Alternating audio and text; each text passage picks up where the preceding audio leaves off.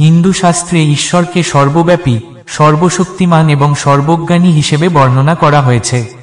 তিনি শুধু একটি শক্তি বা সত্তা নন, একজন আশ্রয়দাতা ও বন্ধুরূপেও কল্পনা করা হয়। তার মহিমার এক অনন্য দিক হল তিনি তার ভক্তদের ডাকে সাড়া দেন। ঈশ্বর কখন এবং কেন সাড়া দেন, এই প্রশ্ন চিরকালীন। শাস্ত্র এবং পুরাণ আমাদের শেখায় যে ঈশ্বরের সাড়া পাওয়ার জন্য প্রয়োজন সঠিক মনোভাব, নিঃস্বার্থ ভক্তি এবং গভীর বিশ্বাস। তিনি কখনো প্রতিকূল পরিস্থিতিতে, কখনো নিঃস্বার্থ ভক্তির প্রতিদান দিতে আমাদের ডাকে সাড়া দেন। এই প্রতিবেদনে আমরা হিন্দু শাস্ত্র এবং পুরাণের আলোকে গভীরভাবে বিশ্লেষণ করব কোন পরিস্থিতিতে ঈশ্বর তার ভক্তের ডাকে সাড়া দেন এবং কিভাবে আমাদের জীবনে তার করুণা লাভ করা সম্ভব। ঈশ্বর ভক্তের হৃদয়ের গভীর আরতি শুনতে পান। শাস্ত্রে বলা হয়, যখন একজন ভক্ত নিঃস্বার্থভাবে তার শরণ নেন, তখন ঈশ্বর তাকে রক্ষা করেন। মহাভারতে যখন দ্রৌপদী দুর্যোধনের রাজসভায় অসম্মানিত হচ্ছিলেন, তখন তিনি সমস্ত মন প্রাণ দিয়ে ভগবান কৃষ্ণকে স্মরণ করেছিলেন। তার আহ্বানে ভগবান কৃষ্ণ তৎক্ষণাৎ উপস্থিত হয়ে তার সারি অসীম দীর্ঘ করে সংগ্রাম রক্ষা করেন। এই ঘটনার মাধ্যমে বোঝা যায়, ভক্ত যদি সমস্ত অহংকার এবং ভরসা ঈশ্বরের উপর ছেড়ে দেন, তবে ঈশ্বর তার ডাকে সাড়া দেন। আত্মসমর্পণ মানে নিজের ইচ্ছাকে ঈশ্বরের ইচ্ছার সঙ্গে একত্রিত করা। গীতায় ভগবান কৃষ্ণ বলেছেন, সর্বধর্মান পরিত্যাজ্য মামেকং শরণং ব্রজ। ভক্ত যদি সমস্ত সংকোচ ও সংশয় ত্যাগ করে ঈশ্বরের শরণ নেন, তবে তিনি অবশ্যই সাড়া দেন। ভগবান রামের প্রতি শবরীর নিষ্কলঙ্ক ভক্তি মনে রাখার মতো। শবরী প্রতিদিন ভগবান রামের জন্য ফল সংগ্রহ করতেন এবং তার আগমনের অপেক্ষা করতেন। তার এই আত্মসমর্পণ এবং নিষ্ঠা দেখে ভগবান রাম একদিন তার কুটিরে এসে আশীর্বাদ দেন। বিশ্বাস এবং ঈশ্বরের প্রতি অটুট আস্থা সাড়া পাওয়ার অন্যতম কারণ। বিশ্বাস ছাড়া ভক্তি অসম্পূর্ণ। শ্রীকৃষ্ণ ভক্ত প্রহ্লাদকে হিরণ্যকশিপুর হাত থেকে বাঁচানোর জন্য নৃসিংহ রূপ ধারণ করেছিলেন। ভক্ত প্রহ্লাদ কখনো ভগবান বিষ্ণুর প্রতি বিশ্বাস হারাননি, যদিও তার পিতা হিরণ্যকশিপু বারবার তাকে মৃত্যুর মুখে ঠেলে দিয়েছেন। প্রহ্লাদের এই বিশ্বাসই ভগবান বিষ্ণুকে বাধ্য করেছিল নৃসিংহ রূপে অবতীর্ণ হতে। গীতায় কৃষ্ণ বলেছেন যে যথা মা প্রপদ্যন্তে তয়াং স তথৈব ভজাম্যহাম, অর্থাৎ ভক্ত যেভাবে ঈশ্বরকে ডাকেন, ঈশ্বর সেভাবেই সাড়া দেন। ঈশ্বর সেই সময় ভক্তের ডাকে সাড়া দেন যখন পরিস্থিতি এমন এক পর্যায়ে পৌঁছায় যেখানে আর কোনো পথ খোলা থাকে না।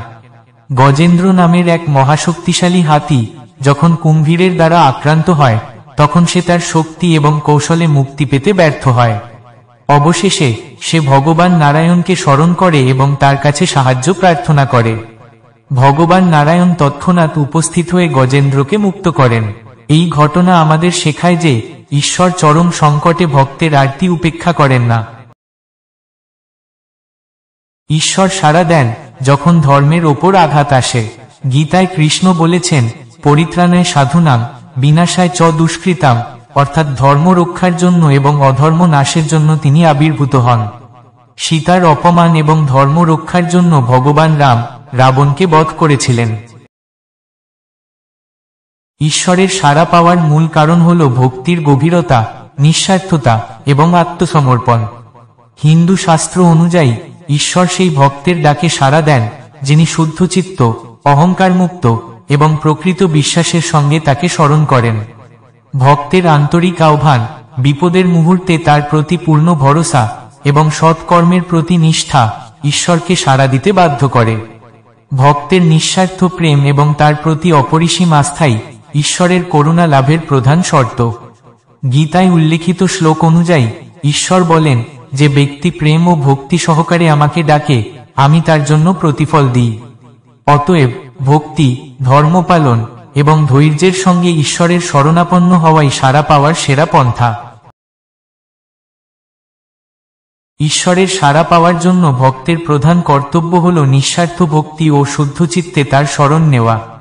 হিন্দু শাস্ত্র অনুসারে ভক্তের মনে ঈশ্বরের প্রতি অটুট বিশ্বাস থাকতে হবে এবং অহংকার, হিংসা বা আত্মকেন্দ্রিকতা ত্যাগ করতে হবে। সত্যিকারের ভক্ত সবসময় সৎ পথে চলেন, ধর্ম পালন করেন এবং প্রতিটি কর্মে ঈশ্বরের স্মরণ করেন। ভগবান শ্রীকৃষ্ণ গীতায় বলেছেন, যে ভক্ত পরম নিষ্ঠার সঙ্গে আমার নাম স্মরণ করে, আমি তার সব সংকট দূর করি। ভক্তকে অবশ্যই ধৈর্যশীল হতে হবে।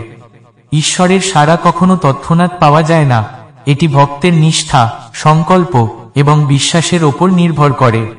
উদাহরণস্বরূপ, শবরী তার গুরুর নির্দেশে দীর্ঘদিন ধরে প্রতিদিন ভগবান রামের জন্য ফল সংগ্রহ করেছিলেন, কোনো ক্লান্তি বা সন্দেহ ছাড়াই।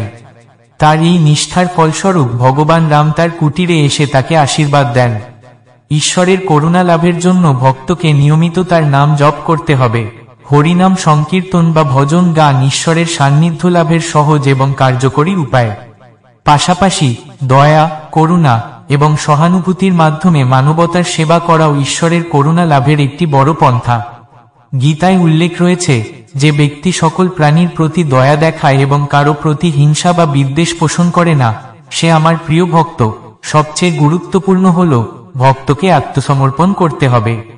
নিজের ইচ্ছা এবং অহংকার বিসর্জন দিয়ে তোমার ইচ্ছেই আমার ইচ্ছা, এই মনোভাব নিয়ে ঈশ্বরের কাছে প্রার্থনা করতে হবে।